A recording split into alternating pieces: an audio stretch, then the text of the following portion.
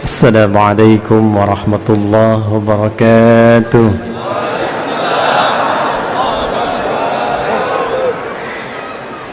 الحمد لله الذي ألف بين قلوبنا فأصبحنا بنعمته إخوانا، والصلاة والسلام على رسول الله الذي باقتداء سنته الشريفة أصبحنا للمتقين إماما، فصلوات الله عليه وسلامه التام وعلى آله وصحبه وذرياته وأمته إلى يوم الميعاد الذي هو أمامه وبعد. Yang kita hormati, kita muliakan tuan rumah Masjid Nasional Al-Akbar. Yang kita hormati, kita muliakan guru kita Kiai Haji Saleh Ibrahim beserta juga panitia dari Wafa. Mudah-mudahan ahli Quran yang dididik, disiapkan, dan para pengajarnya mendapat keberkahan dari Al-Quran seperti yang dijanjikan oleh Nabi SAW. Dan janji ini diviralkan oleh Al-Imam Al-Bukhari. Imam Al-Bukhari menerima hadis ini dari Hajjaj bin Minhal. Hajjaj bin Minhal menerima dari Syu'bah. Syu'bah menerima dari Sa'ad bin Ubaidah. Sa'ad bin Ubaidah menerima dari Abu Abdurrahman As-Sulami. Abu Abdurrahman As-Sulami menerima dari Uthman bin Affan. Uthman bin Affan radhiyallahu ta'ala anhu menerima dari Nabi Muhammad sallallahu alaihi wasallam bin Abdullah bin Abdul Muttalib bin Hashim bin Abdul Manaf bin Qusay bin Murrah bin Kilab bin Ka'ab bin Ghalib bin Fihr bin Malik bin Nadar bin Kinana bin Khuzaimah bin Mudrika bin Ilyas bin Nizar bin Mudar bin Ma'ad bin Adnan bin Addi bin Adri bin Muqawwam bin Nahur bin Tarikh bin Ya'rub bin Yasjub bin Nabit bin Ismail alaihissalam bin Ibrahim alaihissalam bin Azara bin Nahur bin Abir bin Kinan bin Fakhshad bin Sam bin Nuh alaihissalam bin Mihlail bin Matushala bin Kinan bin Anwas bin Thith bin Adam alaihissalam. Faqala Rasulullah sallallahu alaihi wasallam, khairukum man ta'allama al-Qur'ana wa 'allamah. Yang terbaik di antara kalian, kata Nabi. Jadi kalau ada orang jujur, nah ini di antara yang terbaik dari yang jujur itu. Kalau ada orang pintar, nah ini di antara yang terbaik dari yang pintar itu. Kalau ada orang sukses, nah ini yang terbaik dari yang sukses itu. Siapa mereka? Man ta'allamal Qur'an. Ialah orang yang belajar Al-Quran dengan sungguh-sungguh. Karena itu Nabi tidak menggunakan kata darasa. Darasa itu asalnya pelajaran dasar, tempatnya disebut madrasah. Karena itu SD disebut madrasah ibtidaiyah, ya, sekolah dasar yang diberikan pelajaran-pelajaran dasar. Kalau dia sudah menggunakan bentuk sungguh-sungguh, serius, dan yang dikajinya pokok ilmu, maka turunan kata ilmunya ditarik menggunakan ta untuk menunjukkan kesungguhan, pakai tasydid sebelum akhir untuk menunjukkan semangat berlipat karena tidak mudah melakukannya, maka berubah menjadi ta'allama yata'allamu. Jadi yang pertama, hadis ini ingin mengatakan Quran itu mengantarkan pada kesuksesan. Jadi tidak ada orang belajar Quran yang tidak sukses, itu nggak ada. Silahkan cek, ya. Uthman bin Affan radhiyallahu ta'ala anhu jadi kaya banget. Ingat ya, kaya itu dibagi tiga, ya. Ada kaya, kaya banget. Yang ketiga, kebangetan kayanya tuh. Ada tiga, ya. Uthman bin Affan itu jadi kaya banget ketika beliau berikhtiar dengan manajemen bisnisnya. Tapi menjadi kebangetan kayanya ketika belajar tentang pedoman-pedoman bisnis dalam Al-Quran. Itu yang nanti dituangkan oleh Al-Imam Al-Bukhari. Dari 97 topik, ada satu topik tentang bab bisnis, Kitabul Buyu' namanya. Jadi ketika belajar Al-Quran, dipahamkan oleh Nabi, berubah, bertransformasi. Dagang tetap dagang, tapi asetnya meningkat itu. Dari yang kaya menjadi kebangetan kayanya. Saking kebangetan kayanya, itu asetnya sekarang masih ada dan dialih fungsikan menjadi hotel. Di kalau Anda ya nanti insya Allah punya rezeki ya umrah, mudah-mudahan yang belum disegerakan ya. Nah, tidak cukup dengan amin, nabung tuh ya. Nabung. Itu kalau sampai Madinah biasanya kita belok dulu dari belakang. Sekarang ada hotel warnanya itu krem ya, tinggi bangunannya. Itu dituliskan jelas wakaf Utsman bin Affan radhiyallahu taala anhu. Wakafnya Sayyidina Utsman bin Affan. Sampai sekarang masih ada. Abdurrahman bin Auf itu dari yang tadinya kaya masuk Islam, kemudian maaf sekali ya, diambil semua, dirampas kekayaannya oleh orang-orang Quraisy pada masa itu, lalu dibiarkan beliau untuk hijrah, sengaja tidak dieksekusi untuk menunjukkan pesan, nih kalau masuk Islam resikonya begini, kehilangan harta, kehilangan bahkan semua yang melekat di tubuh, mesti jalan lebih dari 400 kilo belum tentu selamat. Tapi konsisten dengan hijrahnya, belajar kemudian secara profesional dengan Nabi, dibimbing oleh Rasulullah. Setelah belajar dari Al-Quran, itu melahirkan transformasi kekayaan. Saya pernah hitung waktu kajian ilmiah untuk mendapatkan honoris causa itu. Jadi diminta membuat tulisan ilmiah, diuji oleh hampir 15 profesor. Yang saya uji itu transformasi sahabat ketika belajar dari isi Al-Quran. Abdurrahman bin Auf radhiyallahu ta'ala anhu itu sampai menghasilkan aset dalam hidupnya, kalau dikonversi sekarang jumlahnya kurang lebih 72.000 triliun. Orang kaya sekarang Jeff Bezos, ada Elon Musk, itu baru kisaran 3.000 sampai 4.000 triliun. Jadi pebisnis belajar dari Quran makin sukses. Siapa yang kenal Ali bin Abi Thalib sebelum masuk Islam? Abu Hurairah, Salman Al-Farisi. Tapi setelah belajar dari Al-Quran, ilmunya makin nambah. Antum kalau buka kitab Al-Jawahir, ada tafsir besar ya, itu ada 7 jilid besar karya Syekh Tantawi Al-Jauhari. Buka jilid terakhir itu ada kuis. Di kuis itu bukan tebak-tebakan biasa, tapi kuis yang diabadikan dari kisah sejarah, pengalaman nyata, sampai di dalamnya ada hitungan matematika dari Al-Quran yang berhasil diselesaikan oleh sahabat Ali bin Abi Thalib dengan pendekatan Al-Quran. Orang taunya sahabat Ali bin Abi Thalib karamahullahu wajhah itu cuma ahli balaghah gitu kan, padahal beliau itu ahli Quran, ahli tafsir, ahli balaghah, ahli matematika. Suami istri satu kali mengadu kepada beliau, "Ya Amirul Mukminin," kata suaminya, "tolong hukum rajam istri saya." Kenapa? Karena dia berzina. Kamu menyaksikan? Tidak. Ada saksi? Tidak. Tahu dari mana zina? Masa kami nikah, ini hamil baru 6 bulan sudah mau lahiran. 6 bulan sudah lahiran. Ditanya pada istrinya, "Apakah engkau berzina?" "Tidak ya Amirul Mukminin." "Yakin?" "Yakin." "Mau sumpah?" "Iya." Kata Ali bin Abi Thalib radhiyallahu ta'ala anhu, "Shadaqat hiya." Benar istrimu, dia nggak bohong. Tapi kan baru 6 bulan ya Amirul Mukminin. Apa kata Ali bin Abi Thalib? "Alam tasma' qaulallahi ta'ala?" Apakah engkau tidak menyimak firman Allah Subhanahu wa taala? Maka dibacakan Quran surah Al-Ahqaf di ayat ke-15. "Wa wassaynal insana biwalidayhi ihsana" sampai ke kalimat "wa hamluhu wa fisaluhu 30 syahra." Mengandung dan menyapih, mengandung dan menyapih 30 bulan.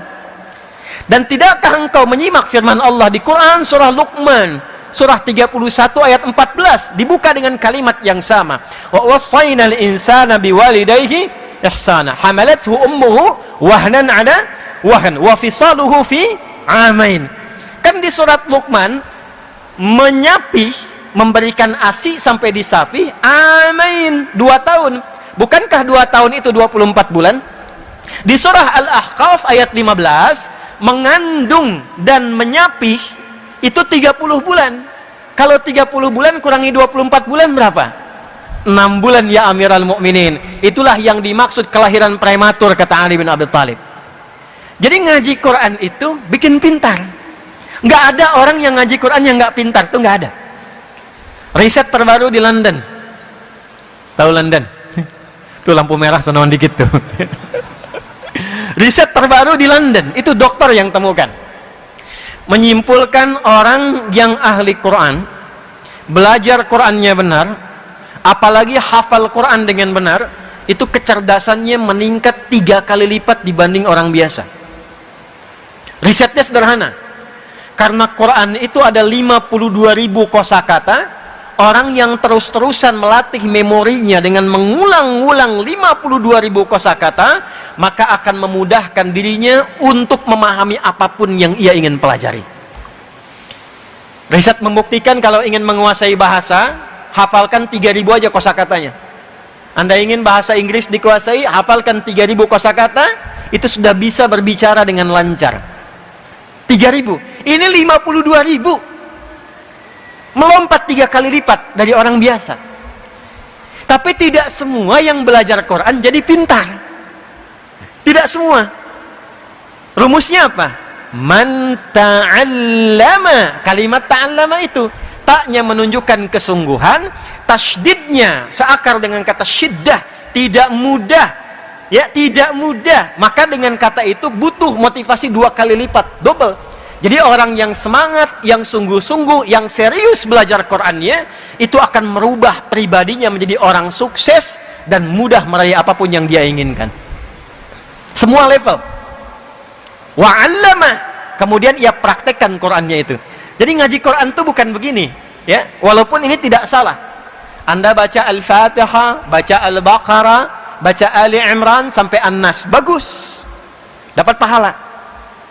Satu hurufnya berapa? Tahu dari mana?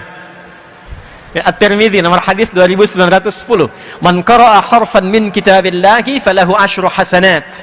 Siapa yang membaca satu huruf dari Al-Qur'an, baca satu huruf saja. Nun, satu huruf. Itu setara dengan 10 kebaikan. 10 itu bukan begini menghitungnya. 1, 2, 3, itu sedikit. Ya, saya ilustrasikan di hadis Muslim, orang yang masuk masjid dengan niat ibadah. Belum ngapa-ngapain, pengen ibadah, pengen i'tikaf, pengen ikut pengajian, pengen salat, pengen baca Al-Qur'an, baru masuk. Belum dikerjakan, sudah mendapatkan 25 kebaikan. Jarak satu keduanya 500 tahun.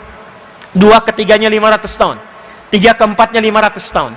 Jadi kalau kita baca Al-Qur'an satu huruf dapat 10, itu satu keduanya ilustrasinya 500 tahun kebaikan kita dapatkan. Nah, ukuran itu nanti diperlihatkannya saat akan wafat. Ya, di akhirat baru dikumpulkan, itu yang kita sebut dengan pahala namanya. Ajrun. Ajrun itu ukurannya 1 ke 2, 2 ke 3, 3 ke 4, 500 tahun kebaikan. Jadi kalau ada orang sehari nggak ngaji, itu rugi. Rugi. Apalagi kalau salahnya banyak, ya? Apalagi kalau salahnya banyak, solehnya sedikit, salahnya banyak, cita-citanya surga Firdaus, ya, sesurga dengan Nabi lagi, kan? Nih contohnya nih, siapa yang pengen masuk surga Firdaus? Boleh angkat tangan. Baik, yang pengen sesurga dengan Nabi boleh angkat tangan. Baik, turunkan. Yang salahnya banyak boleh angkat tangan. Tuh, nah ini contohnya. Nah, maka Nabi memberi rumus, ada amalan cerdas. Amalan cerdas yang saat dikerjakan, amalan sedikit, prinsip ekonomi. Bekal sedikit tapi keuntungan banyak. Nah, itu banyak dalam Islam, diantaranya Al-Quran. Ya, kalau ada orang berbuat salah, dihitungnya berapa? 1 kan? Ya, tapi jangan mudah mengatakan 1 tuh. Dari pagi sampai siang ini sudah berapa dikoleksi kesalahan tuh? Mata salah lihat kan? Telinga salah dengar. Tadi sebelum saya datang pikiran sudah salah tuh. Ustadznya kemana sih? Jam berapa dimulai? Udah kumpul tuh. Tutup dengan 1 nun, lumayan gitu ya. Hilangkan 1 dapat 10. Nah, kalau ngajinya begitu, dapat kita pahala. Tapi isi Quran, fungsi Quran sebagai hudan tidak kita rasakan. Akhirnya Al-Quran hanya menjadi ayat yang tertuliskan di mushaf, terdengar suaranya lewat bacaan. Yasin, terdengar, tertulis di mushaf. Alif Lam Mim, tertulis di mushaf, terdengar lewat suara. Ya, dapat pahala. tapi barakah Quran yang jadi hudan. Dan itu inti Quran diturunkan. Syahrul Ramadan alladzi unzila fihil Quran hudan linnas. Saya turunkan, kata Allah, Al-Quran supaya isinya menjadi pedoman berkehidupan. Jadi semua kehidupan kita itu isinya ada dalam Al-Quran. Semua hajat hidup kita. Ya, saya baca cepat ya. Tidak usah ditulis, saya baca cepat saja karena direkam, teman-teman nanti bisa cek kembali ya. Misal saya kasih gambaran saja. Ini masih dalam kandungan. Bagaimana dalam kandungan ingin terlahir menjadi pribadi yang baik dan saleh, itu ada petunjuknya di Quran surah ke-7 ayat 189. Kemudian terlahir, amalan pertama apa bagi seorang ibu yang baru punya anak untuk memberikan ASI maksimal selama 2 tahun?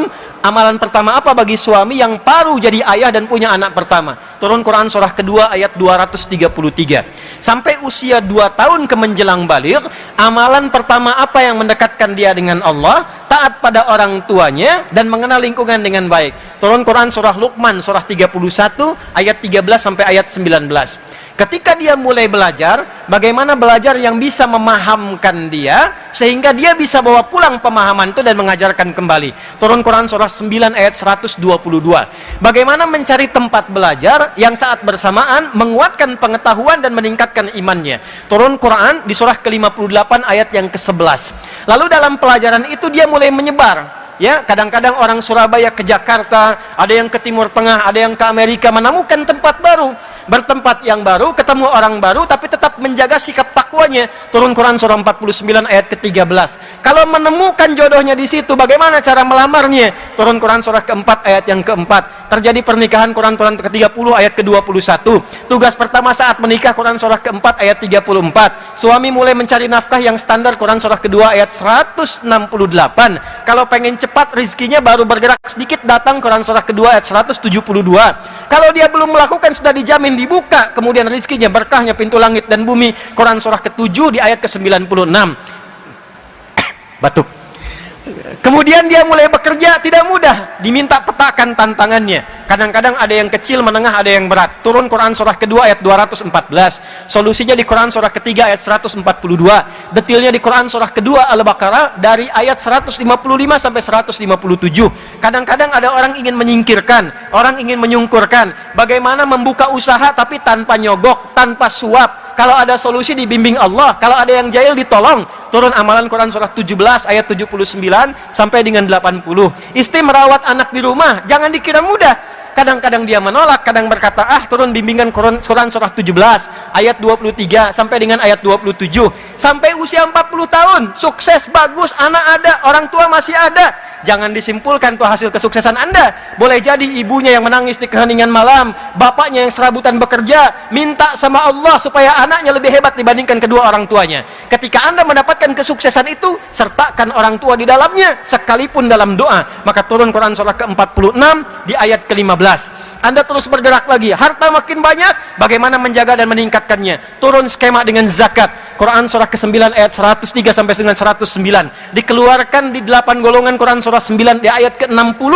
Orang tua nggak dizakati, orang tua diinfaki. Tapi bukan cuma orang tua, ada 5 golongan. Spesifik Quran surah kedua ayat 215. Yang umum Quran surah kedua ayat 261 sampai dengan ayat 264.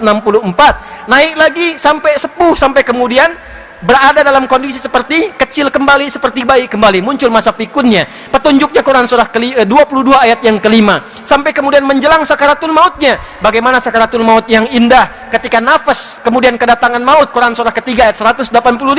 Diutus malaikat membawa maut. Quran surah ke-32 ayat 11. Maka menghadapi itu, hadapi yang tenang. Dipanggil dalam keadaan tenang. Mendapatkan ridha Allah dalam keadaan tenang. Rumusnya Quran surah 89 ayat 27 sampai dengan ayat ke-30. Maka dia menyiapkan kurikulum sampai alam kuburnya.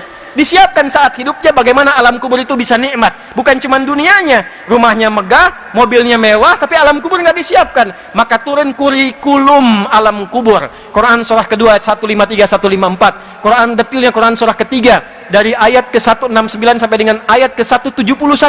Lalu disiapkan sampai kiamat turun satu surah ke-75. Kemudian disiapkan surganya. Dari sekarang kita siapkan dari 8 pintu surga, petakan. Yang pengen surga Firdaus, Quran surah ke-23 ayat 1 sampai dengan 9. Yang di taman surga, Quran surah 51 ayat 15 sampai 23. Yang surga biasa, yang penting masuk surga deh. Yang penting masuk surga. Quran surah kedua ayat ke-25. Yang nggak masuk ke surga tapi terancam neraka, maaf, seringan-ringannya itu membakar semua tubuh sampai sekulit-kulitnya. Satu harinya sama dengan 1000 tahun, satu detiknya sama dengan 48 hari. Quran surah keempat ayat 56. Yang paling dahsyat itu adalah neraka jahanam. Hati-hati, pelajari perilakunya, jangan sampai masuk ke situ. Siapa kualifikasinya? Turun Quran surah keempat ayat 140. Yang belum ke surga tapi tidak ke neraka, di tengah-tengah, 50-50, soleh 50%, salah 50%. Maka ditempatkan di tempat yang tinggi, bisa mengamati surga, takut mendengar jeritan orang neraka. Tempat tinggi yang bisa mengamati sekitarannya disebut dengan A'raf. Maka turun Quran surah ke-7 Al-A'raf dari ayat 46 sampai dengan ayat 49-nya. Ada semua? Apa yang nggak ada? Makanya zaman Nabi dari pelaku kriminal, itu kriminal betul tuh. Ya, sifatnya disebut jahlun, orangnya disebut jahilun. Sifat ketemu orang disebut jahiliyah. Jadi mereka itu perfeksionis dalam perbuatan kriminal.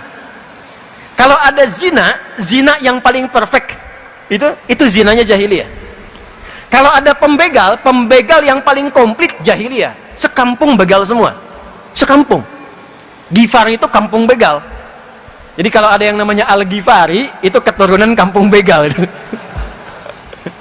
Tapi nanti jadi ilmu sanad, ada sanadnya. Ya, itu Jundub bin Junada, pimpinan begal, masuk Islam, belajar Quran, jadi dai. Preman pensiun tuh itu tuh hadisnya tuh. Itu jadi dai, balik ke kampungnya Ghifar, dakwah di kampung, masuk Islam sekampung. Madinah heboh, dak dikduk datang, sekampung begal masuk Islam. Cuman karena satu orang yang kenal Quran, Jundub bin Junada. Untuk mengabadikan peristiwa itu, disamarkan namanya Jundub bin Junada, diambil kunyahnya Abu Dzar, diviralkan nama tempatnya Ghifar.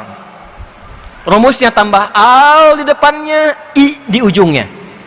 Kita punya ahli hadis dari Padang, Musnid Dunya, Syekh Yasin Al-Padangi, Syekh Nawawi Al-Bantani, Syekh Mahfud At-Termasi. Ya, ini Ustaz Saleh Durhem, Kiai Saleh Durhem dari Surabaya. Ya, Kiai Saleh Durhem Al-Surabayai, Al-Maduri. Ya, ini Al-Ghifari. Jadi beliau ingin mengatakan begini, saya dulu pemimpin begal, saya dulu kriminal, tapi Quran merubah saya sekarang jadi orang baik. Merubah saya jadi orang baik. Jadi sekalipun belum sukses, ahli Quran itu pasti baik.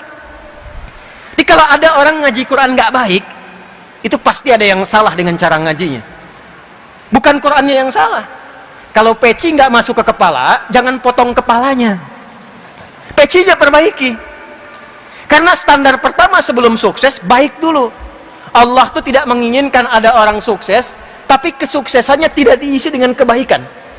Orang sukses yang tidak baik pasti merusak. Sapi makanannya rumput. Pengusaha yang pintar sukses tapi tidak baik, itu makannya bisa aspal. Aspal yang seharusnya 15 cm, 5 cm itu. Ya?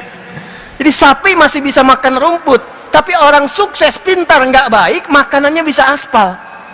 Karena itu kata Allah, orang belajar Quran sebelum diberikan kesuksesan, diberikan dulu kebaikan, sehingga dengan baik itu dia bisa mengatur semua kesuksesan yang Allah titipkan kepadanya.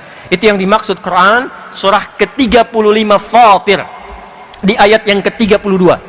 Thumma awrathna al-kitaba alladhina istafayna min ibadina faminhum zalimun li nafsihi wa minhum muqtasid wa minhum sabiqun bil khairati biiznillah. Dzalika huwal fadlul kabir.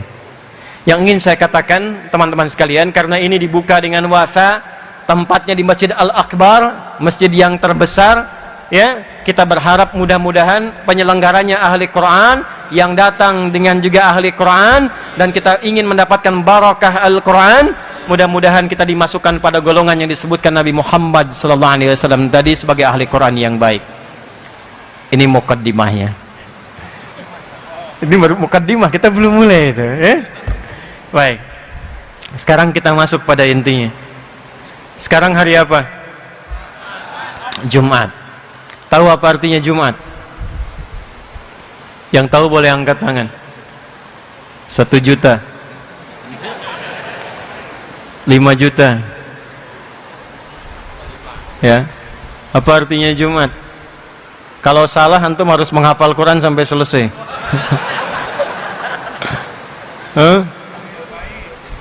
Ya, ada yang lain? Berkumpul, ada yang lain? Kumpul, umroh. Ada yang lain? Waktu habis, udah. Jumat dulu belum ada. Saya ulangi, Jumat dulu belum ada. Sebelum Nabi Muhammad SAW diutus, nama Jumat itu tidak ada. Orang-orang yang hidup di era Nabi, sebelum Nabi dilahirkan, saat Nabi dilahirkan, tumbuh berkembang, itu menamai hari-hari yang berlangsung dalam kegiatan mereka dengan nama-nama hitungan hari. Contoh, hari pertama mereka beri nama dengan Yaumul Ahad. Al-Ahad, ada alif lamnya. Beda antara ada alif lam dengan tidak ada alif lam. Jadi ada wahid, ada ahad, ada al-ahad, beda. Kalau wahid satu, tapi ada yang kedua. Kalau ingin menjadikan satu saja dengan kata wahid mesti disifati. Misal Allah, misalnya kan, kita ingin sifati dengan sifat yang esa, tapi ingin dilekatkan dengan kata wahid. Wahidnya nggak boleh berdiri sendiri, mesti diturunkan namanya, lekatkan dengan kata wahid. Maka turun ayat wa ilahukum ilahu wahid. Tapi kalau kita ingin jadikan satu-satunya, nggak ada yang lain, maka jadikan katanya dengan nama ahad tanpa alif lam. Maka turun Quran surah 112, qul huwallahu ahad. Satu-satunya, tidak ada duanya. Tapi kalau kita ingin katakan ini satu yang spesial, tapi nanti ada yang berikutnya, tambahkan alif lam, maka menjadi al-ahad, yaumul ahad, hari yang pertama. Kedua, mereka beri nama dengan Yaumul Isnain, hari yang kedua. Diserap ke dalam bahasa Indonesia menjadi hari Senin. Dulu hari pertama pun yang kita kenal itu Ahad, Yaumul Ahad. Setelah kedatangan Portugis tahun 1511, datang Portugis lewat Selat Malaka, maka diperkenalkanlah nama Minggu dari kata Domingo. Nanti lain waktu kita bahas ya, supaya tidak terlampau lama di pembahasan itu. Ahad, al-Ahad, kemudian Itsnin, hari ketiga diberi nama dengan Yaumul Thulatsa dari kata Thalathah. Diserap ke dalam bahasa Indonesia hari Selasa. Keempat, Yaumul Arbi'ah dari kata Arba'ah. Diserap ke dalam bahasa Indonesia hari Rabu. Kelima, Yaumul Khamis dari kata khamsah, diserap ke dalam bahasa Indonesia hari Kamis. Keenam, itu tidak menggunakan bilangan lagi. Kalau mau konsisten harusnya Yaumus Sittah atau Yaumus Sadis. Hari ketujuhnya balik ke bilangan lagi, Yaumus Sabt dari kata Sab'ah, disingkat jadi Sabat, diserap ke dalam bahasa Indonesia menjadi hari Sabtu. Yang keenam, itu mereka beri nama dengan Yaumul Arubah. Hari apa? Yaumul Arubah. Kenapa diberi nama dengan Yaumul Arubah? Satu, mereka lihat Yahudi punya kumpul-kumpul Sabtu. Nasrani punya kumpul-kumpul Yaumul Ahad, Minggu. Maka orang Arab pada masa itu membuat kesepakatan, kumpul di parlemen mereka, yang nanti umrah atau haji, kalau anda nanti lihat depan Masjidil Haram, depannya ada Zamzam yang besar itu, Grand Zamzam, ya, hotel besar, di atasnya ada jam. Samping sebelah kiri dari situ, itu nyebrang sedikit ada hotel Hilton yang lama, yang warnanya kayak krem merah itu ya. Nah itu di Hotel Hilton, kalau naik ke atas sedikit, eskalator sedikit naik, belok ke kanan, itu ada musalla, itu rumahnya Abu Bakar As-Siddiq.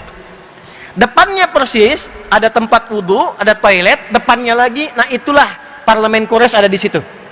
Kumpulnya di situ. Maka mereka rapat, mereka gambarkan kita mesti punya hari kumpul-kumpul untuk membanggakan diri sebagai bagian dari orang Arab. Untuk menjalin persatuan dan kasih sayang, maka diberi nama Yaumul Arubah atau Yaumur Rahmah. Hari kumpul-kumpul, hari berbangga diri sebagai orang Arab, hari saling memperhatikan. Maka sepakat mereka, kalau weekend Yaumul Arubah ini kumpul, dipilihlah pusat-pusat hiburan. Diberi nama dengan aswaq, suq uqadh, suq dumatul jandal.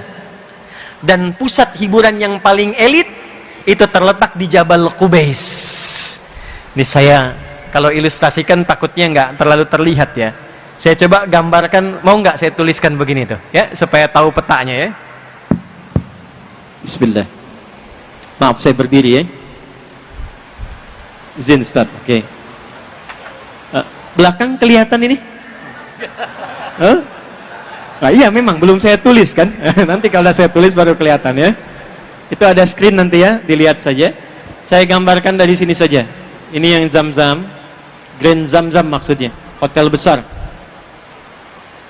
Ini atasnya ada jam besar itu ya. Tadi ke sini ada jalan. Ini ada Hotel Hilton di sini. Ini yang depannya ini nanti ada toilet, tempat wudhu. Ini yang kedua di sini ada kipas angin di atasnya. Ini yang parlemen Quraisy yang ini. Samping Grand Zamzam ada hotel lama namanya Sofwa. Samping sininya toilet. Ini ke arah belakang ke Mahbas Al-Jin sini. Termasuk ke arah Jabal Nur, Bukit Cahaya yang ada Gua Hira ya, arahnya dari sini, termasuk Ummul Qura ke sana. Seberang di sini persis Hotel Sofwa, jalan seberangnya ada bukit besar. Yang ada Istana Raja sekarang di atasnya. Ya, nanti kalau sudah umrah atau haji, teman-teman bisa lihat tuh. Langsung lihat nengok ke samping ada Istana Raja, bukit besar begini nih. Ini yang disebut Jabal Qubais namanya. Ini bukit elit. Di atas bukit ini siapa yang menduduki ada di atasnya, ini menunjukkan dia penguasa jazirahnya. Nabi Muhammad SAW ketika beliau mengumumkan peristiwa Isra Mi'raj itu naik ke atas bukit ini untuk memberikan kesan sekarang akan ada perubahan. Semua orang-orang parlemen kalau mau naik ngasih pengumuman naiknya ke sini. Sekarang kerajaan Saudi Arabia kenapa bangun istana di sini untuk menunjukkan sebuah pesan bahwa wilayah itu dikuasai dipimpin oleh dinasti ini. Saudi. Paham sampai sini? Nah, ini bukit elit. Bukit elit. Kalau Anda keluar dari sini, ya, mau umrah dari Sofwa atau Zamzam, belok kanan ke sini. Nanti di bawah bukit ini, di sini istana, di sini ketika masuk sebelah kanan ada pos security, ada CCTV warna putih satu ke sini. Depannya pintu 26, terus sampai ujung sini, ya. Ini di sini ada kipas angin, saya udah hitung ada 35 kipas angin sampai ujung. Ya, udah saya hitung, kalau nambah 36 berarti nambah 1, ya. Sampai ujung sini. Ini ada gate Nabi. Nabi sholat 2 rakaat di sini sebelum Isra Mi'raj sampai ke depan Ka'bah, sholat di sini di kediaman Sayyidah Maimunah. Di sini kemudian Babus Salam, ya. Di balik pintu Babus Salam ada rumahnya Abbas radhiyallahu ta'ala anhu, punya anak yang paling viral, anak bungsunya Abdullah, dikenal dengan Abdullah bin Abbas radhiyallahu ta'ala anhuma. Tarik garis lurus ke sini, sekitar 200 meter, di sini ada satu rumah warna krem, ya, sekarang disamarkan jadi perpustakaan. Inilah Maulid Nabi, tempat lahirnya Nabi sallallahu alaihi wasallam di sini. Yang ingin saya katakan, tempat kumpul-kumpul akhir pekan yang elit itu paling elit di sini, namanya Jabal Qubais. Jadi kalau kumpulnya di Suq Uqadh, Suq Dumatul Jandal, pusat-pusat hiburan, itu masih kelas biasa. Nanti diseleksi, disaring yang hebat-hebat di setiap distrik itu baru diundang ke sini. Ini persis bukit di atas yang lembah bawahnya ada Ka'bahnya. Ka'bah di sini. Maka di sini akan dipertandingkan 4 golongan utama yang mereka akan bekerja keras dalam sepekan. Jadi ini yang melahirkan konsep jahiliyah, berangkat gelap, pulang gelap, kerja lagi, kerja keras, hanya untuk berfoya-foya akhir pekan saja. Hanya untuk bertanding, memviralkan, mempopulerkan, dan berfoya-foya, berfantasi di akhir pekan. Itu kebiasaan jahiliyah.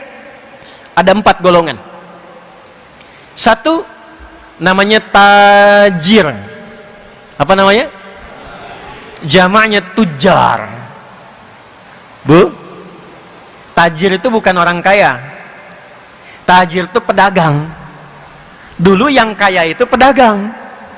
Makanya saking kayanya disebutlah profesinya. Ini pedagang. Maksudnya apa? Kalau pengen kaya, dagang, bukan nyolong.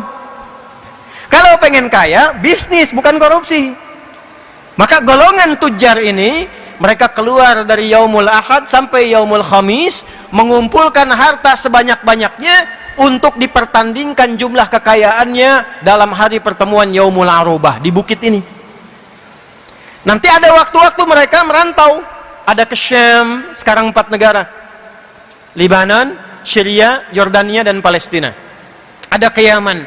Diabadikan kegiatan mereka di surat Quraisy. Li'ilafi Quraisy ilafihim rihlatash syita'i was. Itu golongan 1. Golongan 2 ada syair, pujangga, jamaknya syu'ara.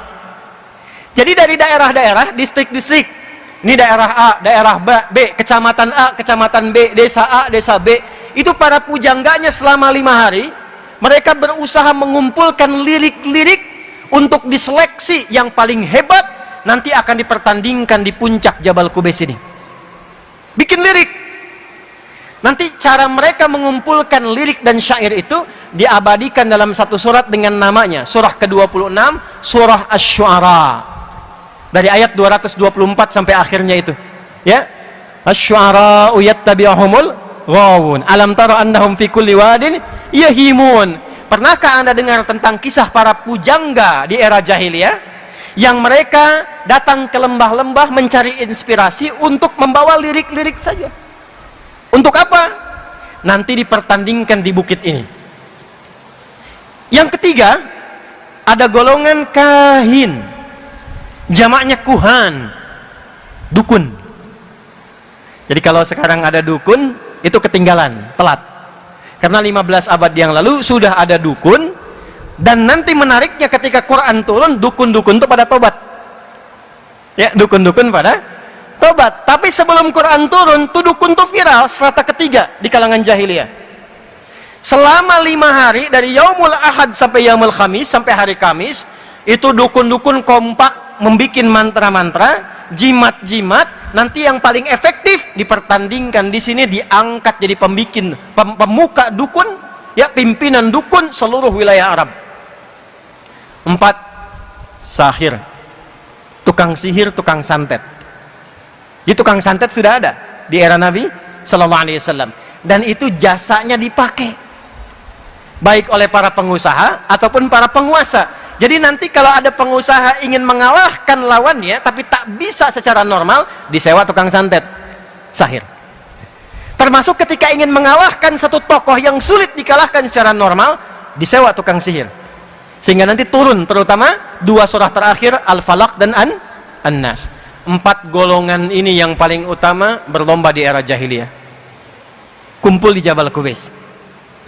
Yang paling kaya jadi golongan penentu. Ini yang punya kebijakan. Pujangga diseleksi, nanti ada 7 yang viral.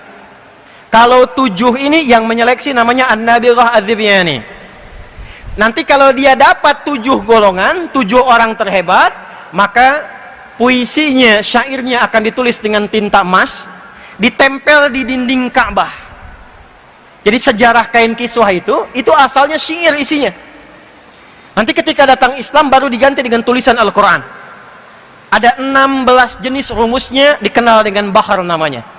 Ya, tawil. Tawilun lahurunal bukhuri fadailu fa'ulun mafa'ilun fa'ulun mafa'ilu kifa nabki min dzikra habibin wa manzili bisaqtili wa bainad dakhuli fahawmali rajas mustaf'ilun mustaf'ilun mustaf'ilun mustaf'ilun mustaf'ilun mustaf'ilun sautus safiril bulbuli hayyaja qalbi thamili al-ma'u wa zahru ma zahri lafdhul muqali fa anta ya sayyidali wa sayyidi wa maulali fakam tayammuni ghazayyilun uqayqali qataftuhu min wajzatin min fi'li hadha ar-rajuli faqala la la la faqad ghada muharwili wa wal walad wali wailali faqultu la tuwalwili fabayyinul lu'lu'ali qalat lauhina kadza in radidul muqali kahatan kakailali tabtabuli.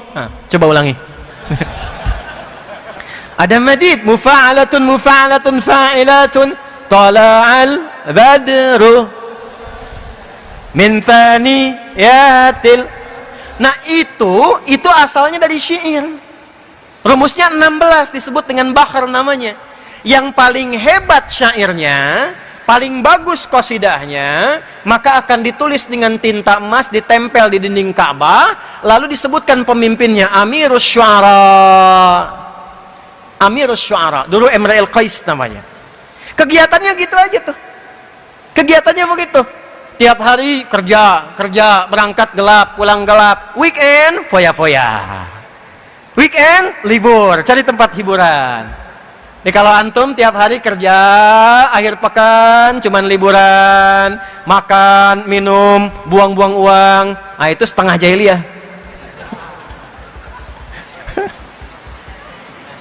Itu setengah jahiliyah.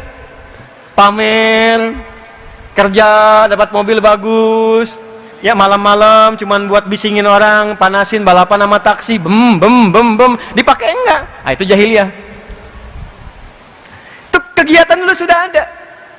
Maka apa yang terjadi? Sesaat sebelum hijrah ke Al-Madinah Al-Munawwarah. Hijrah itu artinya bukan cuman pindah.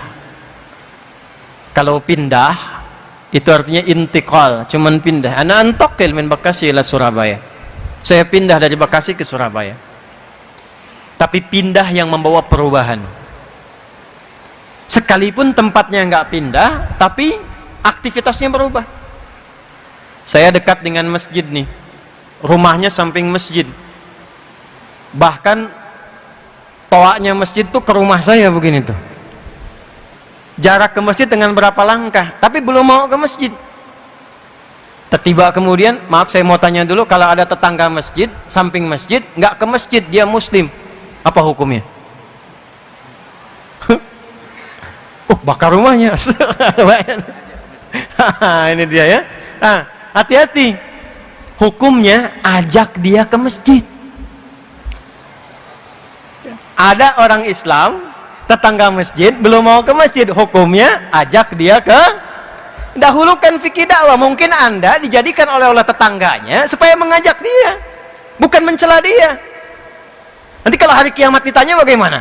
Engkau saya tempatkan di samping si fulan yang nggak ke masjid supaya engkau ajak, bukan supaya engkau bikin status mencela dia. Ini di Instagram dinaikin, punya tetangga beriman tapi nggak ke masjid. Bukan itu. Ya. Jadi Ustaz, nih pakai Saleh, saya punya cerita begini. Ada masjid mewah nih. Mirip begini tapi lebih besar ini. Komplek. Kompleknya banyak umat Islamnya. Yang kalau di sensus mungkin 90%. Tapi yang ke masjid 2, 3 kan. Ditanya, "Pak, muslimnya banyak?" Banyak katanya. Berapa persen? Hampir 90%. Kenapa nggak ke masjid? Nggak tahu Pak. Oh, baik, gini aja. Libur hari apa? Sabtu Ahad. Baik.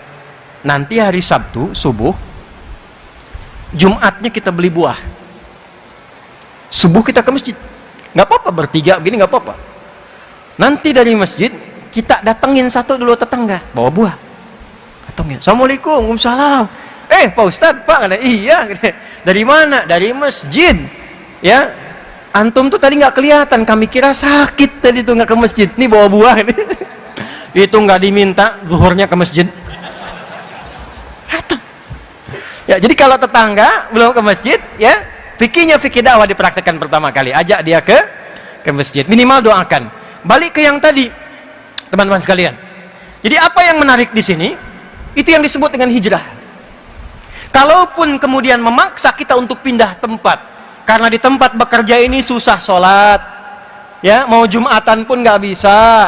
Tapi anehnya itu Anda tahu rizki dari Allah, yang ngasih rizki Allah. kok bisa cuman gara-gara jaga toko ditinggalkan Jumatan? Padahal yang ngasih rizki itu adalah orang yang kita kemudian datang, kita sebagai orang ke masjid menyembah Tuhan kita, yaitu Allah. Kan Allah yang punya rizki, Allah yang ngasih rizki. Anda tahu yang punya rizki Allah, tapi Anda tega meninggalkan Allah hanya sekedar jaga toko, dan di situ Anda mengharap, ya Allah berikan saya rizki. Kan aneh namanya. Kalau Anda berpindah, saya pengen pindah ke tempat lain yang sholatnya gampang, saya pengen pindah ke tempat lain yang ngajinya gampang. Perpindahan yang membawa perubahan kita untuk dekat dengan Allah disebut hijrah namanya. Apa namanya? Maka Nabi diperintahkan untuk hijrah dari Mekah ke Yathrib, Al-Madinah Al-Munawwarah, untuk menunjukkan perubahan-perubahan yang menampakkan nilai keimanan yang mesti beda dengan jahiliyah. Maka apa yang pertama kali Allah perintahkan? Sesaat sebelum hijrah itu, untuk menunjukkan perbedaan orang beriman dengan orang yang belum beriman, turunlah Quran surah ke-62 ayat 9 itu. Ya ayyuhalladzina amanu idza nudiya lis-salati min yaumil jumu'ah fas'au ila dzikrillah. Perhatikan baik-baik. Dengan turunnya ayat ini, yang disapa orang beriman, Allah menginginkan ada perubahan pada diri orang beriman untuk membedakan dengan imannya dengan orang-orang jahiliyah yang belum beriman. Apa bedanya nih? Saya, Anda, kita sudah beriman. Apa bedanya dengan yang belum beriman? Mesti ada perbedaan. Maka Allah firmankan, ya ayyuhalladzina amanu, hai semua yang telah menyatakan punya iman.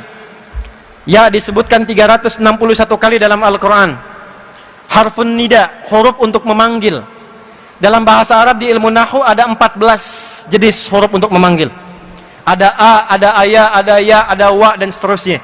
Tapi dalam Al-Quran cuma satu yang digunakan. Ya 361 kali disebutkan. Li nida'il qarib, nida'il mutawassit, nida'il ba'id. Memanggil yang dekat, memanggil yang menengah, memanggil yang jauh.